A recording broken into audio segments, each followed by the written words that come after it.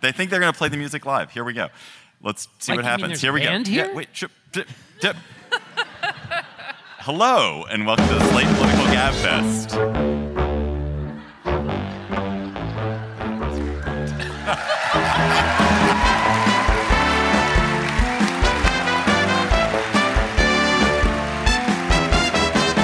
November 3rd, 2022, the Live in Atlanta edition. I am David Plotz of CityCast, and this week the Gabfest is live in front of a beautiful but anxious crowd at the First Center for the Arts on the campus of Georgia Tech University.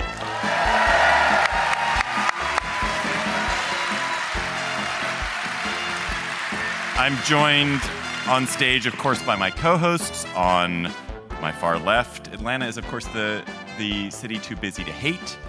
And John Dickerson, that's kind of the John Dickerson nickname. He is so busy and so has no hate in him at all. John Dickerson of CBS's Primetime.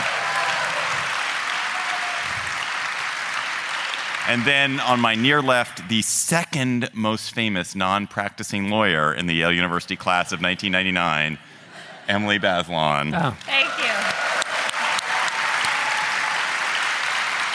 Emily Bazelon, who is the most famous non-practicing lawyer from the Yale University Law School class of 1999? Well, I'm actually the class of 2000, but I think you might be speaking of Stacey Abrams, although, yeah, right? Why did you take an extra year to graduate?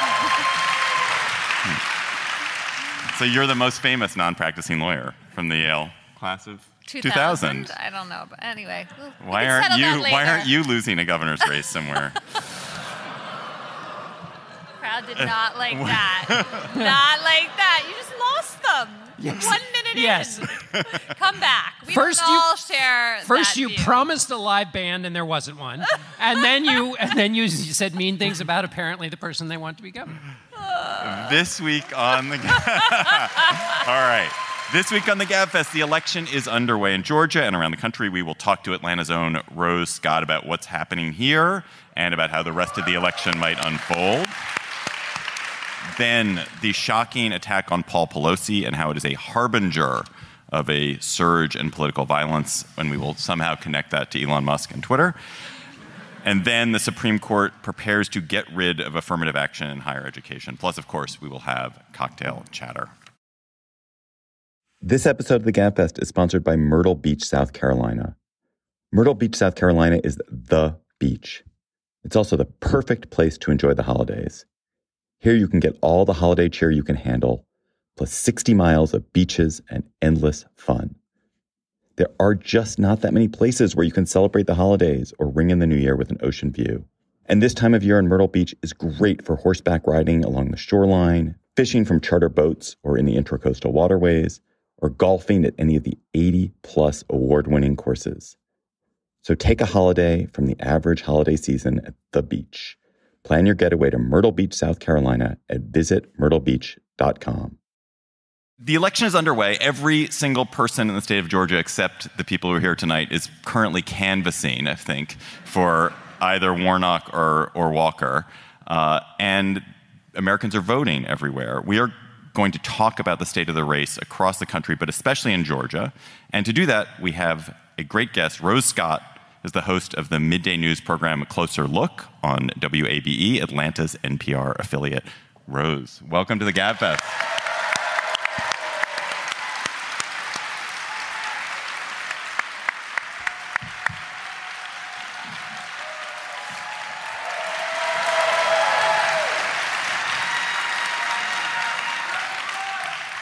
Good to benefit from the home talent. These my people. Come on. Exactly.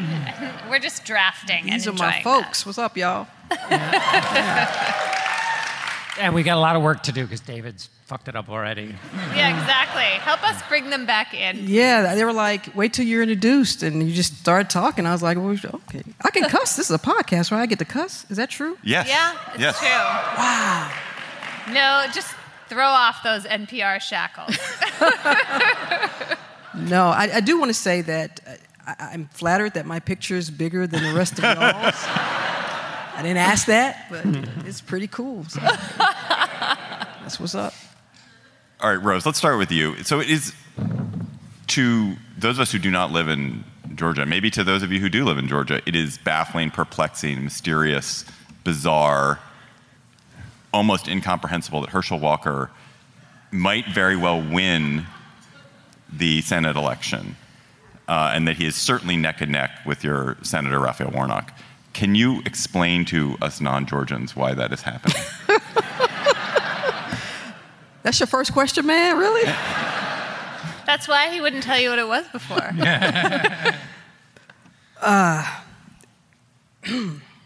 Wow. Now I know how people feel when I'm on the other side of this. You know, Georgia is one of those states where we always talk about the favorite son, or they're a product of the state. Herschel Walker is a football legend. Went to UGA. He's a Georgia Bulldog. I know I'm on Tech's campus. Ease up. They're very jumpy. Yeah, I know, but come on, Tech. Now, y'all don't want me to talk about sports with y'all, so just let a sister talk. He's football legend. He's a Georgia boy. I mean that, and with respect. And I think no matter who's going to be up against Senator Warnock, it's somebody with the R behind their name. It's Republican. And if you're thinking, well, are you trying to be nice? Well, look, I am a journalist. My job is to be fair, not objective. There's a difference. My job is to be fair. So I'm going to be fair. While it is baffling, but then if you know the state and you know how politics work, it is not surprising that Herschel Walker is the Republican candidate. He was the right type of candidate to go up against Senator Warnock for the Republicans in this state. Let's just be really clear about that. Through their lens, he was. Why? All right? He's a black man, number one. He's got Georgia ties. Purdue couldn't get it done, He is not going to be a candidate that's going to go against the base. And y'all know that. Come on. So he's not. Look, he has said, I believe this, I believe this, I believe this, because that's what Republicans believe and that's what people want. They want him in Washington so they can vote the way that they want him to vote. No ifs, ands, or buts about it. There's nothing. There's no science behind how is this happening. It happens. You got the candidate that you want that has the best chance of beating Raphael Warnock, who is also a black man. This is amazing. In Georgia, we got two, as they say in my house, you got two brothers going up against to be in the Senate. And so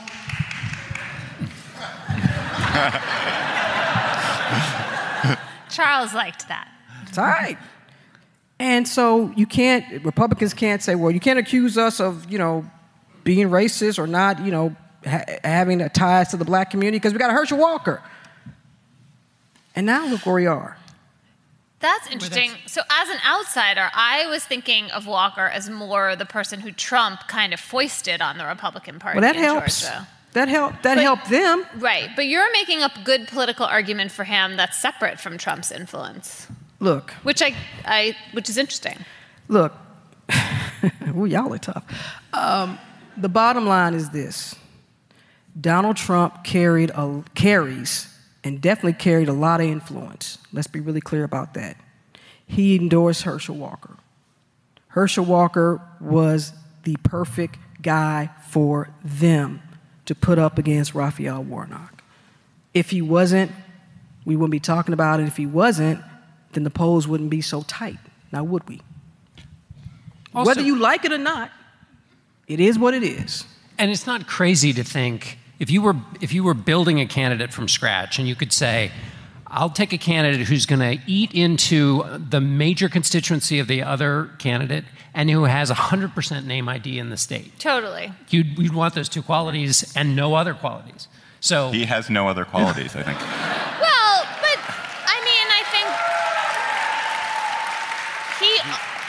I mean, mean, Rose, you're right. He also, as a senator, will vote the way Republicans vote. And so from the point of view of the voters, once he is the candidate, it's the opposite of crazy to support him if you support those policies. I mean, I have a question which I guess is both. And the voters have said that. Voters have said, in a sense, I think we have two of the finest political reporters in Sam Greenglass and Raoul Bali, and they have said, look, Rose, we have talked to voters, and they've said, I don't care about the abortion issues. I don't care about the domestic. Will he vote the way I want him to vote when he's up in Washington? And the answer is yes, that's why we want him. And they may give you the majority of the Senate. I mean, and which goes back to, the judges. I mean, if you look at what happened in 2014 when the Republicans picked up, I think, 6 seats, it essentially allows Mitch McConnell to basically stiff-arm Obama on the Supreme Court, gets Donald Trump elected, and there are now 3 conservatives on the court. I mean, it's almost, of course, you're going to run a candidate who has those 2 powerful qualities in today's politics and doesn't need any others. John and Rose, and actually Emily, sure, why not?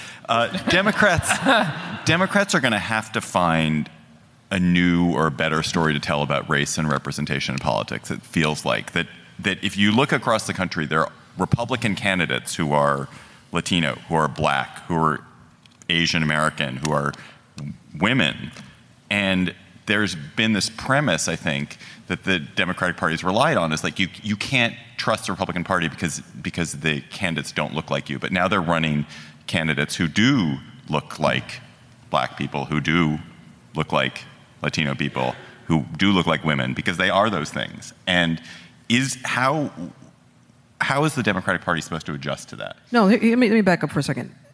The Democratic Party has had a problem in keeping their promises to people of color, first of all, and issues that affect that community. The Democratic Party has had a problem, and people have been talking about, well, Stacey Abrams has a problem with Black men. No, the Democratic Party has had a problem keeping their promises to Black men and keeping their promises as it relates to policies that affect brothers. Let's be really clear about that. So when we talk about, well, the Republican Party is their demographics are changing in terms of who they're attracting. They may be attracting those people, not necessarily because they're running folks that are Black and brown, that could be a part of it, but they're also attracting folks because some folks are tired of the empty promises from the Democrats. Let's just be really clear about that. Yep. Different part of Georgia politics. Can we talk about voting and your new law, which added some restrictions to early voting? There are tens of thousands of challenges being brought that, as I understand it, local election officials have to investigate, which can strain their resources.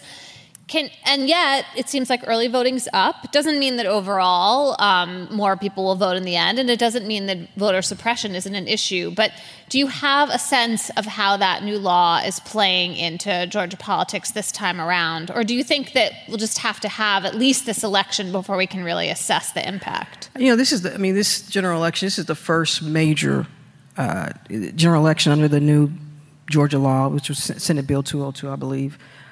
Look, depending on whom you ask, you're going to get a different answer to that. Now, on the Republican side, you might get, or maybe not, I'll be fair. On one side, you might get, well, see, there's no voter suppression because we've got, as of right now, maybe 2 million people who came out to vote early. But then there's another side of that is, oh, no, understand this, because these laws are so shitty, folks are like, let me make sure I get to the poll during the early voting time period so I know my vote counts. I don't have to deal with the absentee ballot. I don't have to deal with trying to find a drop box during the middle of the day when the sun is out, because if not, it's not going to be available for me. So it depends on who you ask. But the bottom line is that folks are out casting a ballot, and that's what's up. Do drop boxes disappear at night? They might. Really? So the boxes where they're located is changed. They used to be located where you could go to a library. There's a drop box out there. I mean, who's going to steal a drop box? I don't know. But anyway, now they're located inside a building, and if the building closes at 5 p.m., you can't get in there. Well, you know what? If you're working and you don't get off till maybe 4:30 in this city with traffic, are you going to make it to the ballot box by 5? Hell no. So things like that. So it could be that lens or it could be the other lens. So it depends on who you ask in terms of why we have nearly maybe more than 2 million people coming out to cast their ballot early. Why is Stacey Abrams having a much harder time? Do you think her candidacy, I mean, it's obvious that Kemp doesn't have some of the baggage that Walker does, but has her candidacy been flawed in any way? I don't think it's been flawed. I think it's just a different time. You know, Governor Kemp, he can ride through, look, I stood up to the president. I stood up to this man who said that, you know, the election was stolen. That is huge. He can say, I led this state. This is what he said. I ain't saying that. Don't be bro, Scott say Ryan Kemp. He can say, I led this state through a pandemic, COVID-19, and I refused to close down, and folks got jobs, and I'm looking out for rural communities. He can say all that. He doesn't have to worry about this Trump factor over here. Stacey Abrams is, she's popular, but she's not, as the kids say, she wasn't as hot as she was 4 years ago. But make no mistake, in these 4 years, Stacey Abrams has been working in the community. I'm going to be very clear about that. But I also think that there is this, I say this about the Democrats, one of the continuing problems I see with the Democrats is that they always have just a few little, we're going to talk about this, and hope that voters just stick with us on that, whether it's voter suppression or, whereas you see the Republicans have, their playbook is huge. It's like attack Biden, blame everything on Biden, and anybody that's a Democrat, blame them too. And you mentioned inflation, Ukraine, everything. It's a lie about Stacey Abrams told Major League Baseball to move the All-Star game out of the state. That's not true. Stacey Abrams never said that. But people don't care. They only hear what they want to hear. You can say, look, I wanted the Major League Baseball game here. Stacey Abrams and Joe Biden had it taken out, and it cost $50 million, and folks, he can say all of that. And Stacey is really, what she's trying to do now is tell folks, look, if you want the same 4 more years of not having Medicaid expansion, you know, now the thing that people need to be clear about too is that when you are a governor, depending on who's running the legislature, that's key too. If Stacey Abrams is elected, believe you me, they are going to strip a lot of governorship powers. Trust that. And the General Assembly here is Republican controlled. So Stacey can't just come in and say, woo, we're on Medicaid for everybody. It doesn't work like that. Laws. We have some strange ass laws on this book in Georgia. Yeah. John. Do you know what I just found out? And so you know Stone Mountain, right? Yes. It's got those 3 white dudes on it, right? It is Georgia law. You cannot take that down. Wow. You can't destroy it. You can't draw a little mustache on it. You better not touch that. It will take changing the law to take that monument down of those Confederate generals. Wow. So no executive action by whatever governor might want to do that. It's Not going to be possible. tough. It'll be tough.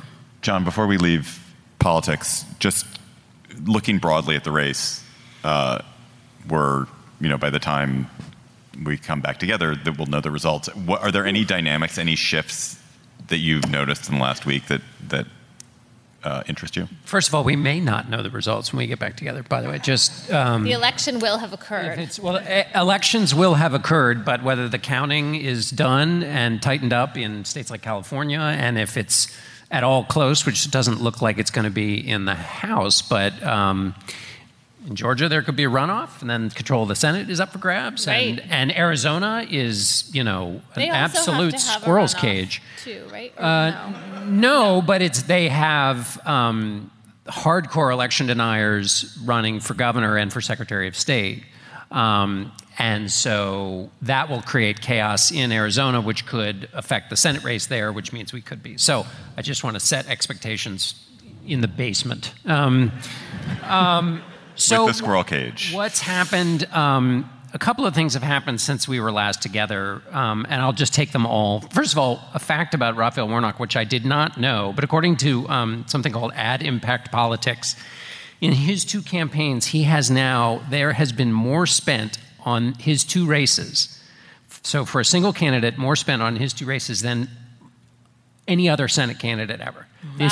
He's the 8th most expenditures of a single candidate. The other 7 are all presidential campaigns. Wow.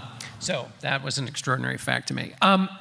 Just quickly, what's happened? So there are a couple of real big challenges for Democrats. In the Wall Street Journal poll that came out just yesterday, there's been a 26-point swing from August among suburban women from the Democrats to the Republicans. So Democrats were beating Republicans in the generic ballot, which is you ask them, do you want a Democrat in the House or a Republican in the House? In August, they said by 13 points Democrats. Now by 11 points, they say Republicans. And that mirrors the poll we talked about last week that showed a similar swing, and I was skeptical because it seemed like a small sample, but now there's more evidence. So one of the questions of this debate, one of the questions of this election was, would suburban women come back to the Republican Party? Because Biden, essentially, you can argue, was elected president because suburban women abandoned the Republican Party because of Donald Trump. So they appear to be coming home. The other thing in that Journal poll is, on the question of the economy, 48% of voters thought that the Republicans could better keep inflation under control than Joe Biden. It's the largest share in Journal polling ever on that question. Another record-setting response in that poll was that 64% of the respondents said inflation, 64% cited inflation as straining their finances. And that was the record high in their polling. So on the thing that is the biggest concern in their polling, by the largest number in their polling, people trust Republicans to handle it. So those are not what you want to have happening going into an election. Let me ask you this, though. Who are the respondents of this poll? These are all suburban women? No. They're the normal sampling that the Republican and Democrat. This is the problem I have with polls, because the sample don't always sample what is supposed to be sampled. Indeed. Right. You know what I mean? Y'all know what I'm saying? Yes. Sure. And one poll can, certainly one poll can be overread. So I don't want to take this as gospel, but if you're going into an election, you would rather have these numbers on your side than the other. And as Emily said... But ask people about 2016 and whose numbers were on whose side. And I mean, Sure. But you want to have the error go in your direction. So at this point... It doesn't look great by the only thing we can measure before Election Day. With all the grains of salt that we've always right. Rose Scott, thank you That's so it. much. All right, I'm going to get some oxtail. Have a good meal. Rose also gave us restaurant recommendations, which we appreciate. Slate Plus members get bonus segments on the Gabfest and other Slate podcasts. If you go to slate.com/Gabfest Plus, you can become a member today. And our bonus segment today is our Q&A with our audience here in Atlanta. So go to slate.com/Gabfest Plus to become a member. The Gabfest is sponsored by BetterHelp Therapy Online. Unfortunately, life doesn't come with a user manual. So when it's not working for you, it's normal to feel stuck. Navigating any of life's challenges can make you feel unsure, whether it's a career change, a new relationship, or becoming a parent. Therapists are trained to help you figure out the cause of challenging emotions and learn productive coping skills, which makes therapy the closest thing to a guided tour of the complex engine called you. As the world's largest therapy service, BetterHelp has matched 3 million people with professionally licensed and vetted therapists available 100% online. Plus, it's affordable. Just fill out a brief questionnaire to match with a therapist. If things aren't clicking, you can easily switch to a new therapist anytime. It couldn't be simpler. No waiting rooms, no traffic, no endless searching for the right therapist. Learn more and save 10% off your first month at betterhelp.com/Gabfest. That's BetterHelp, HELP.com/Gabfest. Hi, I'm Dahlia Lithwick, host of Slate's Amicus podcast, and I'm here to tell you that we have a special offer on Slate memberships. You can now get 3 months of Slate Plus for just $15, and you'll get no ads on any Slate podcasts, member-exclusive episodes and segments on my show Amicus, and shows like Political Gabfest and Slow Burn, and unlimited reading on the Slate site. And best of all, you would be supporting all of Slate's independent journalism as we cover everything that is happening in the news every day. Sign up for Slate Plus at slate.com/podcast plus. Again, that's 3 months for only $15. So sign up now at slate.com/podcasts plus. The brutal attack on Nancy Pelosi's husband, Paul, comes at a dangerous moment in American politics. During the January 6th insurrection, rioters raced through the Capitol building carrying zip ties and weapons and yelling out, "Where are you, Nancy?" Threats of political violence have increased tenfold in the 5 years since former President Trump's election. And that means there were 9,625 incidents documented in 2021, according to the Times. Capitol Police have said that federal lawmakers have experienced a 107% increase in threats this year compared to 2020. There was, of course, the plot to kidnap Michigan Governor Gretchen Whitmer in 2020. There was the series of homemade explosives that a Trump fan sent to Democrats around the 2018 elections. There was an assassination attempt targeting Brett Kavanaugh. It's really dark. It's really dark. Emily, there has not been very much violence in American political life since the late 60s. That's not to say there's been none, but not that much. Why is there such a resurgence now? So my theory of political violence is that there's some inchoate combination of anger and frustration and venom, and sometimes part of it has to do with mental instability, and it's kind of out there, and it takes different forms depending on what's bubbling up in the culture. So in the 80s and 90s, there were assassinations of abortion providers because that was super salient. And I think you can find other historical moments where you see what I would call political violence. I mean, yeah, some of the, protests and the way that violence has been directed against black protesters in particular by the police, by counter-protesters, right? The sort of Kyle Rittenhouse moment. It can take different channels, and there's some relationship to that and the targets. And I think that's what we're seeing here, that, when enough political adversaries of Nancy Pelosi hold her up as a target with very visceral graphic imagery, and you have a kind of sense of feeding the beast out there, then eventually someone is going to be susceptible to that. And I feel like that's really, really what happened here. But why has that become tolerable, or why is that an accepted form of political discourse now in a way?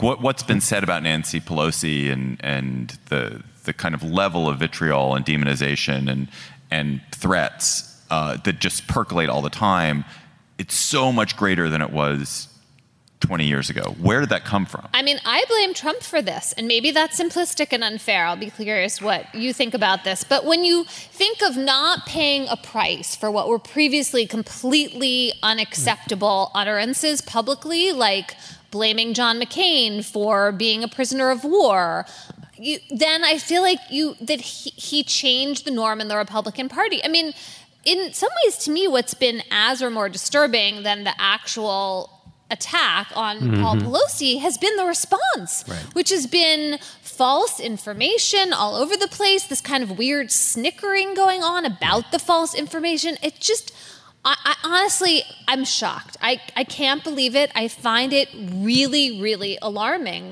truly alarming that there isn't some kind of shred of solidarity in the political class that would make people feel, if nothing else, is a matter of self-preservation, that this is not what you do when someone gets hurt. We should...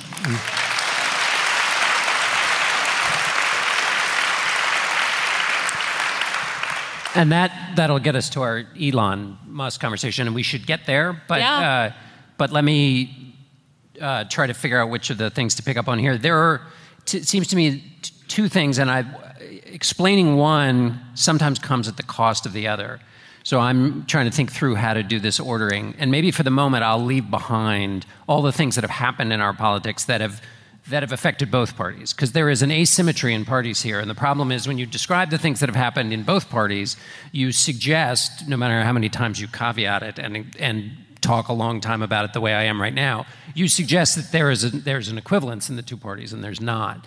And the person who speaks most intelligently about this, to me, is Robert Pape. He's at the University of Chicago, and he's surveyed the surveyed lots and lots of voters and activists and ideologues in both parties.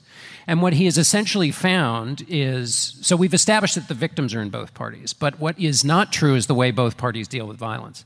Let's start with the Democratic Party. There is a smaller group that he found in the Democratic Party that is willing to commit violence for the purposes of redressing police violence, for redressing systemic racism against blacks in America. And you have the Bernie Sanders supporter who shot Steve Scalise, sure. Right? So that's an outlier. And that category to me is interesting because it's like this David Pep person, because the person who shot Steve Scalise, the energy was in the air, but it was clearly a mentally unstable person who grabbed that energy. And that seems to be a slightly different category than people who are protesting and deciding they want to burn something down. Ends justify means. Or radical, yes. So what he found was on the Democratic side, there is a smaller number of people willing to commit violence to get what they want. And most importantly for this point is that in these dynamics, you need both leaders and followers. In the Democratic Party, you don't have leaders joining in this. You have a random here or there, maybe saying something. But in the Republican Party, he found not only a much larger militarized wing, to call it that. And if you look at polling too, if the Pew typology survey of the two parties, the most sort of agitated part of the left is about 10 or 12%. The most agitated part of the right is anywhere from 30 to 50%. So it's just asymmetric, even when you're not talking about violence. But what Pape found is not only that it's a larger group that's willing to commit violence on the right, but there is a pitch and catch going on with the leaders, and Donald Trump is the first one. And not only did Trump engage in that conversation, but then he created, and any of you who've listened to the show, and sorry guys, he created this market in which it became a way to rise by playing footsie with these forces of danger. And when you see Marco Rubio at a rally joking about the fact that Trump supporters tried to run the Biden-Harris bus off the road in Texas in order to get the approval of the crowd, that's what this new market is. And that's the market in which the jokey, kind of sneering, make immediate fun of Paul Pelosi when he's in a hospital with his head caved in. That's where that is different than the other party. Yeah. Do you, that was, both of you were, that was so eloquent. Can I just add one other thing? There were, Mitch McConnell, Steve Scalise, there were others who said exactly what you would expect politicians to, but the Republican Party is not run by that energy. It right wasn't now. unified by any means, and there were all these candidates who were stoking the laughter and the anger, including Trump, including, Carrie Lake getting howls of laughter from audiences as she campaigns in Arizona. I mean, people who you would have thought would have wanted to be on the other side of that norm were not. How hard of a trick is it to pick up to have some empathy for somebody who's gotten their head smashed in? Yeah. It's so easy to be an asshole now. It's like there's so many rewards to being an asshole, and I don't think it's the same as how it used to be. So, is that your transition to Elon Musk? I was thinking of Twitter. Well, because I think Twitter pre-Elon Musk brings out and rewards the assholes because you speak in this really extreme or, this like rhetoric, which is so gratifying to the people who follow you, right? You get lots of praise and likes and followers for being the voice of people who are angry on all over the place. Yes, and I think one of the things that's happened, which has happened just in the past 10 years, is that it used to be, everyone said, oh, the internet is a cesspool. Like, people are terrible on the internet, and they treat each other terribly on the internet. But in real life, they're okay. What seems to be happening is that there's certainly, the internet is still a cesspool, Twitter is a cesspool, but it's also that people now feel in real life they can behave this way because they have dehumanized others, because others are not in the tribe and they are not real still. They treat real people as though they are not real. Right. And the rewards of the social media where you're not looking at people, you don't have all of the cues for empathy are somehow now so present, right? It's playing a greater role, and it's kind of shoving the in real life dynamics, which have been better off stage to some degree. Oh, that's just so depressing. And sorry, go ahead. Well, no, those are the larger basket of behaviors that have affected both parties. So both the increase in apocalyptic thinking is found in surveys in both parties. You have a situation where both Republicans and Democrats think the other side is not just wrong, but evil. And those numbers have been going up considerably. Again, the distinction is that you don't have this relationship between followers and leaders. Now, and you might cite, and wisely so, Chuck Schumer, who after the Dobbs letter was leaked, said, Justice Kavanaugh, you're going to reap the whirlwind. And immediately was censured. I don't know what the word is, but that was the dumbest thing you've ever done, Chuck, and you'll never do it again. So the market in that party was, you're an idiot for doing this. Look at what you've done. And so, Maxine Waters says ridiculous things, but she is on the very fringe of the party.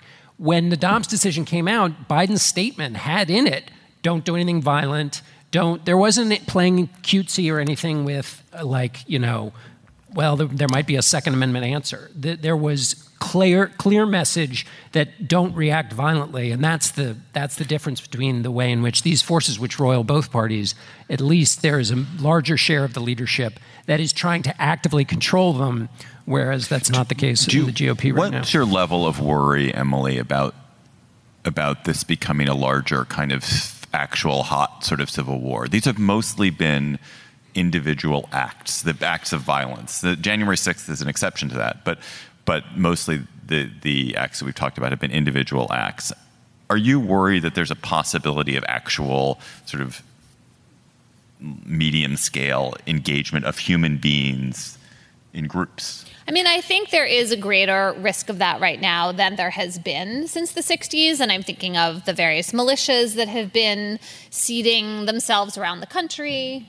We've gotten this far and we haven't talked about January 6th. It's already happened. Right. It happened to some degree. But it didn't lead to a broader outbreak of violence. I think that's what David's saying, right? I mean, yes, it's a big deal. But for some people, it was a dry run. Yes, right. Well, that's right. That's another reason why I think the risk is higher right now. That dry run occurred. And, I don't know how deterred people are really feeling who are into this around the country. Well, sorry. When a party refers to January 6th as legitimate discourse, you have a problem. I guess I do think, when I think about what worries me, one of the things that's happened, Georgia's an exception to this, but is that we live pretty separately. That's one of the things that's happened, is the tribalism of the country reflects geographic dispersion, and actually the places where there are lots of militarized people and the places where the people they loathe live are not the same place for the most part. And so the likelihood of just to finish the thought, what does worry me is I sense that where I think this country could go bad is if a law enforcement agency, there's a kind of oath keeper kind of stream that runs through law enforcement in this country. And if the wrong law enforcement agency was under the wrong leadership and a law enforcement agency was turned into a weapon against a larger group of people, that's what really worries me. I'm less worried about these militias than I am about that. Well, and there are various sheriff's departments around the country that could lend itself to that, right? We could imagine that happening. What may keep political violence from happening is a total and clear victory by Republicans. But every time? Do we now have to count on that? I mean, I'm just saying in 2022. I'm just saying if you win a bunch of seats and you're having, celebration parties, it's less. If all you cared about was peace in the land, that would be probably what you'd hope for. Right. The problem is, how long does that wish have to be fulfilled? Believe me, I know. Right. Also, the problem is that the violence and is not a good basis on which to run campaigns.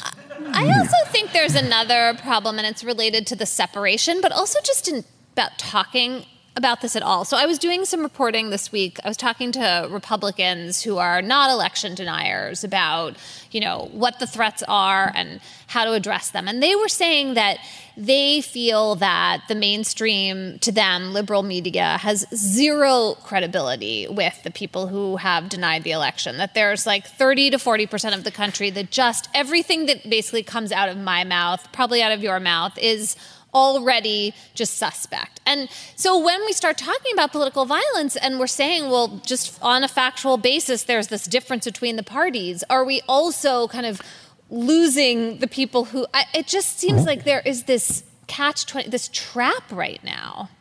Yeah, it's not just the election deniers with whom we have no credibility. We really have no credibility with a lot of people, which is a big problem. But it's worse on the right. Yes, yeah. But one contributing thing, Pew had a poll out a couple of weeks ago that gets to this a little bit, which is that when you and Ann are having arguments, do you ever, like, Pew had a poll out about that, Ann?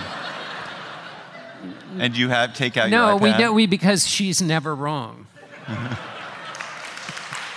Well played, sir. It's true. No, but I think this is what came to mind when you were talking, which you'll be the judge of whether it is related at all. But so Pew did a poll that they've been doing since 1994, and it's the voter sentiment question, which they've been asking, as I said, since 1994. It's on basic principles of democracy, and two questions really jumped out at me. The statement is, white people do not benefit much / at all from advantages in society that black people do not have. The statement is whites have no advantages over black people. So only 10% of Democrats believe that. 79% of Republicans do. This question was also asked about women, the same thing. Is it harder to be a woman? And they asked the question differently, but you get the gist. 20% of Democrats say, no, it's hard for, it's not equal grounds.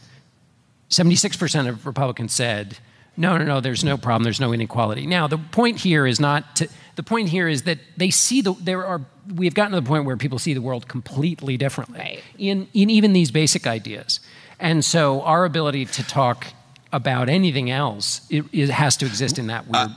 I would argue, actually, it's not that we see the world differently. We've always seen the world differently. It's that we've sorted ourselves so that the group of people that see the world one way and the other group have now not speaking. They're completely managed to divide themselves physically, by class, by profession.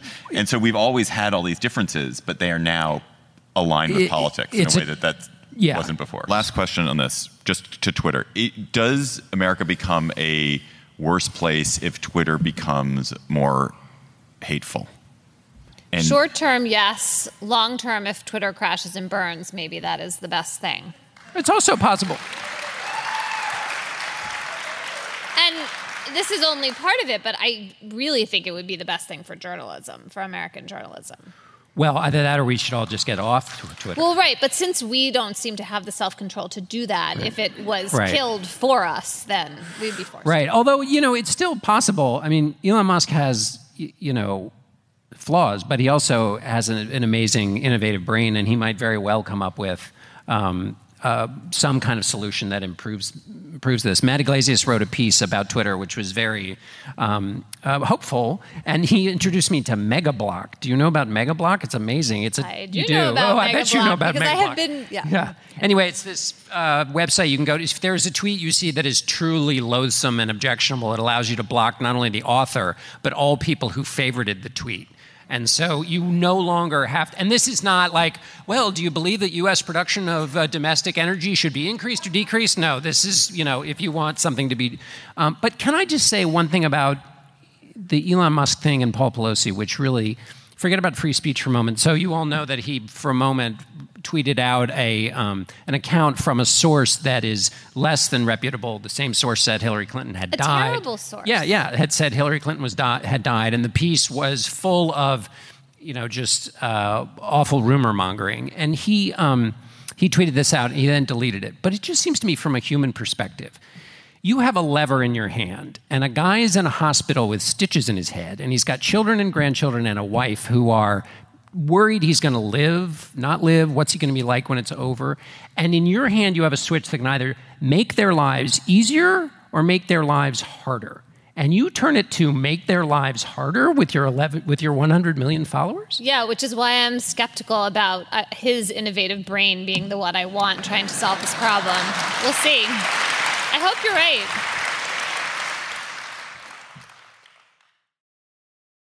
This episode of the Gabfest is sponsored by American Scandal. American Scandal is a podcast from Wondery that takes you deep into the most infamous scandals and crises in American history, from presidential lies to environmental disasters to corporate fraud.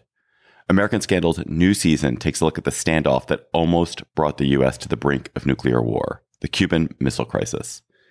In the 1960s, the arms race accelerated as the U.S. and Soviet Union battled for world domination. A generation of school children learned to duck and cover as people around the globe prepared for nuclear war. Ultimately, the confrontation boiled over in Cuba, where the Soviet Union covertly planted nuclear warheads pointed directly at American soil, the closest they'd ever been, setting up what we now know as the Cuban Missile Crisis. The 5-episode season sheds light on the series of events that led to this precarious, terrifying time, and how the country's leaders ultimately de-escalated what's been dubbed the most dangerous moment in human history. Listen to American Scandal on Amazon Music, Apple Podcasts, or listen early and ad-free by joining Wondery Plus in Apple Podcasts or the Wondery app.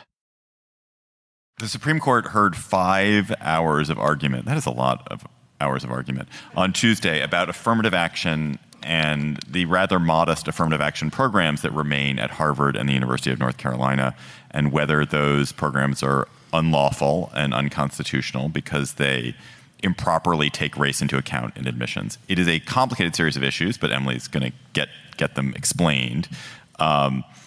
So it's very clear, Emily, that the conservative...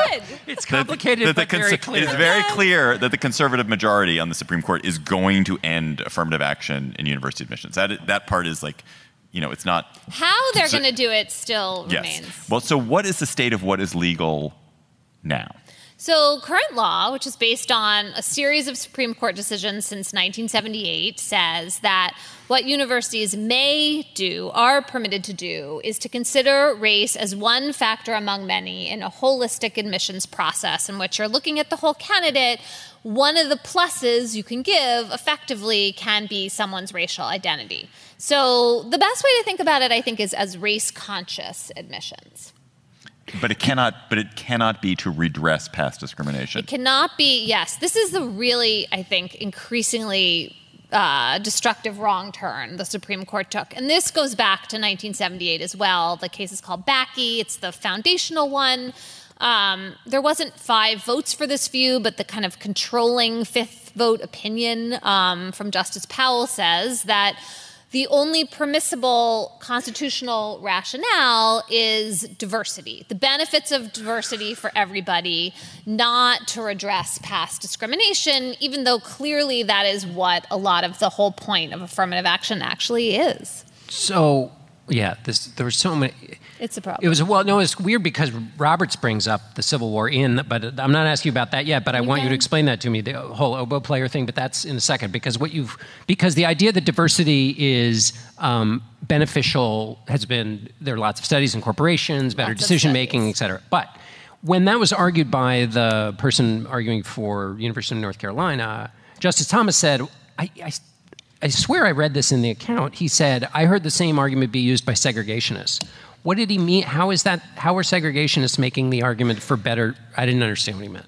Yeah, I mean, I'm not sure that really tracks with diversity per se, but I think what Thomas's concern about affirmative action is that it is essentially a form of paternalism that actually makes things worse for the supposedly benefited party. That you're saying this is a benefit, but really this is the badge of my skin color. Then I have to carry it around with me. Everybody thinks I didn't really deserve to get here for the reason. So maybe he was relating it to the segregationists as some kind of like token, but I'm not totally sure about how that tracks.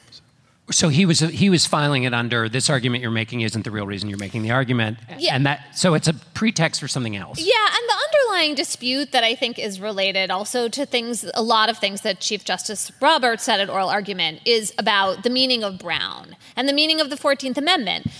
Do we have the 14th Amendment and Brown versus Board because we are addressing race discrimination, because we know that, in the 14th Amendment context, people who were slaves had like an enormous, set of obstacles in front of them, and we were trying to make Black people equal, and that we have continued to have a huge amount, like another 100 years. And so the focus on, we don't want people to pay attention to skin color has to do with securing equal rights for Black people and other people of color as America continues to more diversify. Or is it simply about race neutrality? In other words, is it not judging anybody by their skin color for any reason because that is poisonous to people's relationships, to the polity as a whole? And so then you claim that Brown and the 14th Amendment are about ending race consciousness, at which point affirmative action becomes not just unconstitutional, but like bad. But that is a completely counter to the originalist view that most of these justices subscribe to most of the time, right? That the 14th Amendment, the people who drafted the 14th Amendment were drafting it because they intended to redress the wrongs of slavery and help black people. Yes. And that was the intent of those framers. But this court is not looking at the intent of those framers in the same way that they look at the intent of the framers around the Second Amendment. They're going to come up with some way of claiming they're doing that when they write that opinion because they will feel compelled to. But I think Justice Jackson in particular, both at this oral argument and the one about the redistricting case in Alabama from a few weeks ago, has been enormously effective in making the argument with examples from the passage of the 14th Amendment, the civil rights statutes that followed, in really showing why you're right about what you said about that originalist understanding. Isn't one of the biggest problems here for those people who would continue these policies is that at least in the case of Harvard has a totally indefensible admissions policy already. Yes. And so the idea, I mean, it's already admitting, every rich kid fencer, Jared Kushner. Enough to fill the slots, yeah. And their preferences for legacies, for donors, and for recruited athletes. Recruited athletes at a school like Harvard, it vastly benefits white kids. And so it's an indefensible admissions process, and so it shouldn't be defended. Yeah, so we were talking earlier with a friend of the Gabfest, Josie Duffy Rice, and I was talking about listening to the argument in the Harvard case, and she said, which I found painful to listen to largely for the reasons you said, when you look at Harvard's admissions policies and you see how the sausage is made, it's really unappealing. You have discrimination against Asian applicants. I think that's pretty clear. They were getting these lower personal scores. No one ever explained why, but, given all the academic excellence among Asian applicants, it seems like the number of Asian American admissions is depressed relative to achievement. And then you just have all the other unattractive parts of it. Also, just tons of affluence. And this is not just Harvard. I mean, it's Yale, too. It's other elite universities. Overrepresentation of the top 1% of the top 0.1%. And so all of that is icky. But Josie pointed out to me that if you listen to the argument with University of North Carolina, which was free of much, at least there's over-affluence, but it was much better. And that is maybe a fairer test. It's just that everything is all tangled up in each other, right? So then affirmative action looks, if we just had this one thing the universities were doing within an admissions process that looked more fair generally, I think it would be more defensible. But that's not the case. And it's really hard to defend elite university admissions, per se, because there is no fairness in them. There are just many, many more applicants who will thrive at Harvard than there are spots for them. So the idea is you can't be a steward of getting this calibration exactly right because you get it so wrong in every other possible way. Yeah, that it's so flawed that the sausage making is such a mess that, of course, this part looks bad too, right? So, yes. Don't you assume that at least the elite schools, when the Supreme Court says you can't have a checkbox to say you're black or whatever they are using to make these decisions, that Harvard and Yale and Stanford and MIT, they're going to find a way around this? Well, don't they already have like a second language? It's like Columbus, when he wanted to trick all the people on his crew, he kept 2 logbooks and would show them the one that said, "Oh, we're all doing fine," when the real one was like, who knows where the hell we are? Well, don't they have a second language already that allows them to talk about all the other stuff you were talking about without being explicit about it? And therefore, if they've habituated themselves to this second language, it seems to me creating a new word that allows to get around this seems to be real easy. I mean, Possibly, although I actually think when you have a bunch of admissions officers in the room, there sometimes are faculty in the room too, or just there for like a day or two. I actually don't think that they speak in code. I think that they can be race conscious in their admissions. And so in the end, when they're looking at all these very qualified applicants, but they know that if they don't, that if SAT scores have to be the same for everyone, there are going to be fewer, in particular, black applicants when it comes to SATs. They just override it with something else. Yeah. And that's okay. I mean, especially if you don't think SAT scores count for very much, right? It's only okay, though, if the law remains the way it is. It's about to be not okay. Right. And so who polices that? I mean, the admissions office. No, I mean, does. to determine, let's say the court does what you expect the court to do, how then do you have a non-affirmative action? I mean, what's to keep Harvard from just... What are the race-neutral alternatives? Right? So, Emily, what I'm asking is, what are the race-neutral alternatives? Well, but that's actually not what I'm asking. What I'm asking is, ask that in a minute. yes, what are they... let me ask you two questions, and David, I'm sorry to stomp all over your question asking, but what are the race-neutral alternatives, A? B, why couldn't they just cheat and do whatever they want? Right. Okay, so let's take A, because I have thought about it more. So this was the part of argument I found more surprising, which was I thought there were at least Justice Kavanaugh, but maybe Justice Barrett, maybe, and definitely Roberts, were reaching for race-neutral alternatives. It's all going to be fine. You know what, elite universities? There are 9 states that have effectively banned race-based admissions, affirmative action. Some of them, it's true, the most elite schools have had a decline among black students, but it hasn't been as bad as everyone thought. If you also get rid of legacies or you have fewer athlete preferences, squash came up a lot in oral argument. Justice Gorsuch was outraged about squash. Then you can do this a different way. Maybe your SAT percentile, Harvard, goes from the 99th to the 98th. Oh, we're not going to cry for you about that. Maybe you don't have as many rich students. Well, wouldn't it be good to have more socioeconomic diversity on your campuses? Go figure it out. And when you look at some of the top 10% plans that states like California and Texas have used, where you give admissions to the top 10% high school students in a particular place, you see pretty good results because of residential and school segregation, unfortunately. And it is also true that certainly if you had fewer affluent students, you could have more socioeconomic diversity that could also track with more traditional racial diversity. So I actually thought, and you know what, the plaintiffs who are asking to end affirmative action, they seem to really want to say, you know what, you can do a lot of racial diversity through these race-neutral means. They had simulations. There was a lot of fighting over whether their simulations were going to pan out.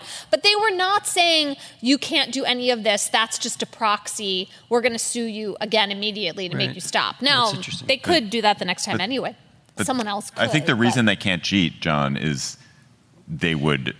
If they got sued, they'd be in huge trouble. And if some admissions officer is going to drop a dime on it, and you just can't. People don't want to lie under oath in the end. Does Gorsuch play squash? Is that why he was? Oh, that's a good question. Is that why he was worried about his ox being gored? So, Emily, just to close this out, another group that's being discriminated against in university admissions these days is women. At many colleges, it is much harder to get in than. If you're a woman than if you're a man, because men are they're bad. Boys are bad. I don't know if you've noticed. Any of you have parents of a boy. Say that. But boys are bad. True. They're bad at school. They're bad at extracurriculars. They don't get their applications done. I don't like these generalizations and they're stereotypes just bad. At all. Girls are good. No, I'm not going to say anything. I have some you of all. already. But there is this discrimination that's going on. Yeah, so this came up at argument 2, and Justice Kagan, I don't think she ever could actually troll. That's just not her way. But she brought up this question, well, what about men? Could you have a thumb on the scale for men? Which clearly the universities are doing.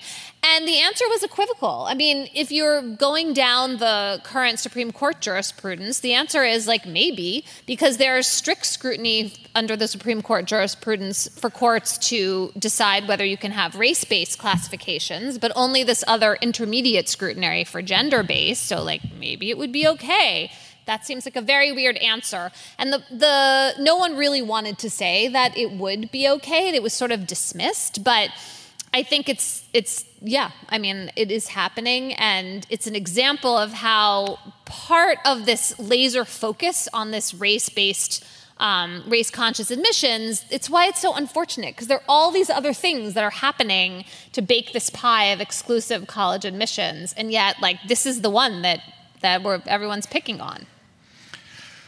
Let us go to cocktail chatter when you've baked a pie and you're picking on it. Admissions. Exclusive. You're having a drink to go with the exclusive pie of admissions. What are you going to be chattering about, John?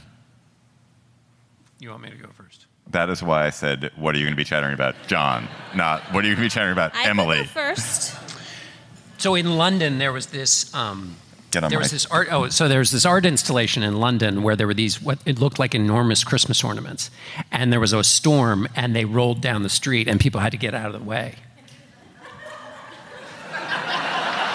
That's it? That's only the very beginning Just of kidding. a John Dickerson chatter. Just kidding. Okay, my chatter starts on September 18th, 1925. And this was the day folks. This was the day that I'm going to call for a slide in a second, but we're not there yet. So on September 18th, 1925, as all of you know, this was the day that Calvin Coolidge wore a straw hat. Now you're thinking, sure, we all know that story. But the other story that you're thinking of, but isn't about this, is the time that Calvin Coolidge wore a Dakota tribe headdress in Deadwood, South Dakota, when he was photographed wearing the headdress. And it is that photograph that John Kennedy later cited when he said, "I never will put on any hat in any campaign context." But that's not what this story is about. The story today is that Coolidge wore this straw hat on the 18th of September, which was 3 days after Felt Hat Day. Now, you might be wondering, what in God's name is he talking about? In which case, you would be a member of my family. Anyway, the problem is that in 1925, you're in the middle of the Prohibition, and during Prohibition, which was from 1920 to 1933, America had nothing to drink, and so they got irretrievably silly. A silly country has rules, and one of these rules, and at this time advertising is sort of coming into its first flower, was to teach Americans to care desperately about arbitrary fashion choices. So according to American Hatter magazine, before the 15th of May, no one except the notoriety seeker would publicly wear the straw hat. That was true of anyone wearing a straw hat after September 15th. So between May 15th and September 15th, you could wear a straw hat. Otherwise, no, you could not do that. And by straw hat, this is what we're talking about. Those fellas, they are wearing straw hats, and you think oh, well, they're on their way to a barbershop quartet. Are those called boaters? Yeah. Okay. Do we have the other one, the crowd shot? But the thing of it is, that doesn't look like summer there. Everybody was wearing these hats. Wow. Everybody was wearing these hats. So, how irretrievably silly were Americans? Well, okay, remember this date, the 18th of September, 1925. If Calvin Coolidge had been walking down the street in Pennsylvania, on the 17th, the day before, the straw hat would have been a cause for the Secret Service to step in because, and I'm now reading from the front page of the Oklahoma newspaper, the headline is, "Man breaks 25 straw hats, willingly pays fine." Philadelphia, Dateline, September 17th from the Associated Press. John Finn was arrested on a street corner today as he was busily demolishing straw hats he had forcibly seized from their owners. He would put his fist through the crowns and hang the wrecks on a convenient post. He had demolished 25 out-of-season hats before police arrived. Finn was fined $10. He paid and said it was worth it. This is the paintball of 1925. It's paintball, it's memes, it's a variety of things. But it sounds like he was punished. So it sounds like actually there was no crime. That the crime was destroying straw hats after September 17th. No, he was. Say that again? Oh, well, I mean, you can't just, well, stick with the story for a minute. So this didn't just happen. This would then became the subject of commentary in the newspapers, in which people, important people said things like, quote, "No man likes to have his hat snatched from his head by somebody he has not yet been introduced to." Sort of laying down these principles. And if we had a show that week in 1925, one of us would have pointed out that, in fact, while the 15th of September was Felt Hat Day, after which you were not supposed to wear a straw hat, in Pennsylvania, as the New York Times reported, Pittsburgh brokers to wear their hats until October 1st. The piece goes on to report that the floor committee of brokers in Pittsburgh decided, quote, that straw hats may be worn with all the propriety and dignity attached thereto until and including October 1st. So you see, these lines are gray. So you're thinking, this has gone on too long. You also would be a member of my family. But check this out. 3 years earlier, in 1922, there were 8 days of riots over these damn hats, in which hundreds of kids went around fighting. New York Times, September 16th, 1922. Gangs of young hoodlums ran riot in various parts of the city last night, smashing unseasonable straw hats and trampling them in the street. A favorite practice of the gangsters was to arm themselves with sticks, some with nails at the tip, and compel men wearing straw hats to run a gauntlet. That was Biden policy. Right, exactly. Corn Pop was in the house. One complaint was made of a gang swarming an open streetcar and attacking the passengers to get their hats. The New York Tribune, straw hat bashing orgy bears heads from Battery to Bronx. So what was the cultural tension here? Like, why? Why this? Prohibition. Nothing to drink. People just went crazy. People went nuts. So the cops bring these kids into the jail, and the New York Tribune reports Patrolman King and Lamore came in hatless. Apparently, when you're going to steal straw hats, you also can steal policemen's hats. And indignant, with 7 boys, all less than 15 years old, who they said were members of a gang that had knocked off their hats and trampled them. Lieutenant Lennon invited the boys' fathers to come to the station and spank them. And the invitation was cordially accepted. Straw hat bonfires were lit at night, and then a magistrate by the name of, wait for it, Magistrate Hatting, rules it is against the law to smash a man's hat, and he has a right to wear it in a January snowstorm if he wishes. A man's hat is just as much to be defended as his watch, and the courts are going to enforce the laws. Now we come back to David's point about men. Helen Rowland, writing in the Brooklyn Eagle, anticipated all of this early in September when she said, the average man's devotion to his hat is one of life's great mysteries. It seems to be something sacred in his life, which he cherishes and protects as passionately as he does his dignity, his honor, and his grandmother's memory. He will fight for it, quarrel over it, and risk his life under a motor truck or a trolley car to salvage its remains in a wind. When a boy wants to start a fight, all he does is snatch another boy's hat, and the battle is on. She wasn't the only one. This was the subject of editorials. The incident may be regarded as an outbreak of the sheer exuberance of youth. It is well known the longer animal spirits are restrained, the more violent will be their escape when the opportunity presents itself. And if the opportunity is unduly delayed, one will be created out of hand. Pittsburgh is full of hardworking young men, and they seem to think there are not enough holidays and not enough public games and carnivals. It is of a piece with the reckless joyousness that makes a cowboy burn to shoot up a town. But cowboyism in Pittsburgh is not as harmonious with the surroundings as it is in Wyoming. So, does this just fizzle out like all weird bursts of human energy? It, like the Coolidge presidency itself, fizzles out and just goes away because some other damn fad comes in. There is Silent Cal in the straw hat wearing it at the appropriate time. Is that a and baseball undoubtedly, player? Yes, he's shaking the hand of, I don't know, is that Walter John? I don't know. I'm just excited that I was right about the uniform. Yeah. What, that it was baseball? Yeah. After I said it, I was worried. Not squash or fencing. I don't know. Just something. Anyway, so yeah, undoubtedly this is why Coolidge didn't run again. That's not true. But when Coolidge, and this, and now I'll shut up, but when Coolidge said he wasn't running, he wrote it on a piece of paper, "I do not choose to run for president," in 1928, cut it into strips of paper, and handed out a strip to each individual member of the press corps, and then left the room. So Wow. That's yeah. kind of serial killer behavior. Yeah.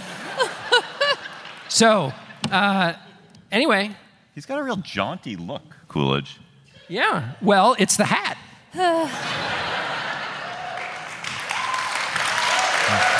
John Dickerson, tour de force. Emily, what is your chatter? This is just so not equal to that. I am excited that that the book Fleishman is in Trouble is about to be on television. Maybe I will just stop there. Okay, so this is the most demographically predictable chatter ever, because this is a book about people our age, people getting divorced, the vicissitudes of long-term relationships. In this book, it opens with the ex-wife of the main character just disappearing. And this book, I don't know, I ate it up.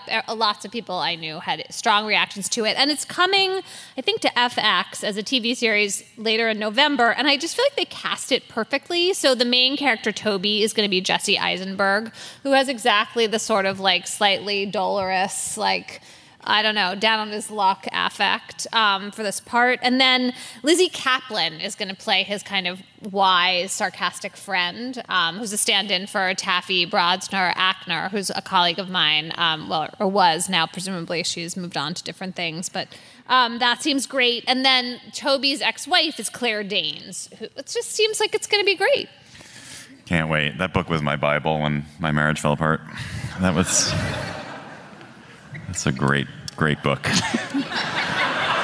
Is that a blurb that goes on the book, David? or? I did try to. I have friends who are friends with Taffy, and I wanted to kind of meet with her and tell her how much her book had meant to me. Yeah. And liberated you, as I recall. Yeah, we can. That's for another. That's a Slate cocktail plus chatter. After dark Yeah. plus. That's after the end of Prohibition. So my chatter is also shorter than John's, thank God. I am reading The Candy House, which is Jennifer Egan's new novel, and I'm really enjoying it, but it is a book that has made me realize that we are in the middle of an epidemic, a fiction epidemic. I wish that I had $1 billion for every novel I have read recently, which is about a near-future billionaire tech visionary with a profound but ultimately alienating scheme. Flawed. It's very flawed. Yes, to remake humanity by externalizing our consciousness to the internet. And if I had $1 billion for every one of those, I would own Twitter. There's Jennifer Egan has Bix Boughton, whose company Mandala figures out how to download consciousness so we can share our memories. There's Neil Stephenson's Fall, where billionaire Dodge Forthrest scans his consciousness and becomes the first citizen of a virtual world of scanned consciousnesses. There is Vauhini Vara's reclusive billionaire King Rao, who figures out how to scan consciousnesses onto the internet and allow them to be shared. There's Ernest Cline's James Halliday, who has downloaded his consciousness to the internet, where it has gone rogue. Or Dave Eggers' billionaires Ty Gospodanoff and May Holland, who are also doing this. I, for one, am not going to be downloading my consciousness to the internet. And I've already done it. But it's just enough with this. Enough with it. Let's stop having, let us bar that as a plot point. You understand, though, why novelists have been thinking about this and trying to figure it out. It's just amazing that they've all been on this similar journey, and now they need to have another journey. Listeners, you also have great chatters. You send them to us. You email them to us at gabfest@slate.com. You tweet them to us at @SlateGabfest. And we have a live listener chatter here. John Campbell McMillian. Are you here? Yay. Oh, wow. Hi. Hello. At the ready. So John, John has now come on stage. John emailed us a chatter the other day, and it was about Atlanta, and said he was in Atlanta, and we were like, we're coming to Atlanta. Do it live. And here he is. Yay. Welcome. Well, actually, John, my chatter is also going to be on straw hats. And so I have to come up with something new on the spot. Yeah.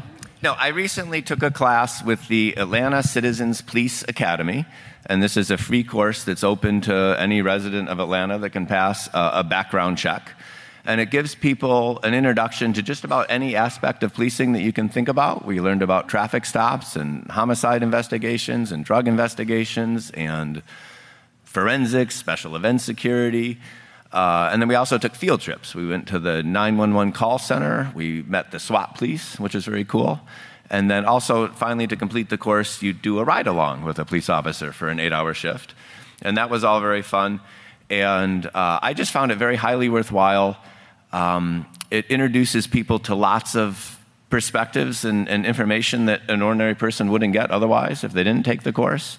A lot of my friends, I think, are very distrustful of the police, and I'm certainly I understand why that's the case. So I was very attuned to any evidence of cops seeming biased or unreasonable or unfair. And my impressions were mostly all positive. To the contrary, the Atlanta cops that I met were, first of all, very candid in response to questions that could be construed as tough or critical. And it was I had a terrific experience. I've been recommending it to people. And then one of the unintended benefits of taking the course I found is that if you do finish this class, you get social permission to walk up to police officers and you say, "Hi, I'm John. I took the Citizens Police Academy." And then it opens out the window to a pleasant conversation that you wouldn't have otherwise. I think they're pleased that some people are taking the time to learn about their jobs from their perspectives. And so it's all been a really good experience. I can only speak, of course, to the course in Atlanta, but my understanding is that other large city police departments have similar classes. So if anyone's interested in learning about policing from behind the badge, it's something that I think might be worthwhile. How much time did it take? It's a 24-hour class, so 3 hours a night for 8 weeks, and then the ride-along is an 8-hour shift. So that is fascinating. Wow, hold on. Wow. More questions. Well, yeah, sorry. Were you interested in learning more about the police, or did you just hear about this and you're like, "Oh, this would be a cool thing to do"? I learned about it because there's also an event that the Atlanta Police have called Coffee with Cops, and so every zone will, once or twice a year, they have cops who will just meet you and meet citizens who have issues, and almost everyone who shows up is there to complain about something or they want more police protection, and I was just curious about policing, so I showed, and they were very freaked out. They're like, "Really? You want to know more about our job?" That's for you. So they told me about the class, but I am writing a book on crime and policing in New York City since the 60s, and that's a work of history, but I still am interested in police work today. From 60s to when? 1963 to, this is a dispute with my agent. I wanted to go to 2001, they want me to take it to the present, which is like another year of work. Second volume. Well, we'll see. We'll see how. One or the other. But anyway, hope to. I'm making some progress on it, and it's been a lot of fun. Oh my That's God, great. that is Thank you, John. awesome. Thank you, John. Thank you. Thank That's you guys really very cool. much. Thank you. That's our show for today. The Political Gabfest is produced by Shana Roth. Our researcher is Bridget Dunlap. They couldn't be here in Atlanta, sadly. But our live show was produced by Alicia Montgomery and Katie Rayford. Thank you, guys. And special thanks to Charles Isbell and our host at Georgia Tech. Our theme music is by They Might Be Giants. Ben Richmond is Senior Director for Podcast Operations at Slate. Please follow us on Twitter at @SlateGabfest and tweet chatter to us there. For Emily Bazelon and John Dickerson, I'm David Plotz. Thanks for listening. We'll talk to you next week.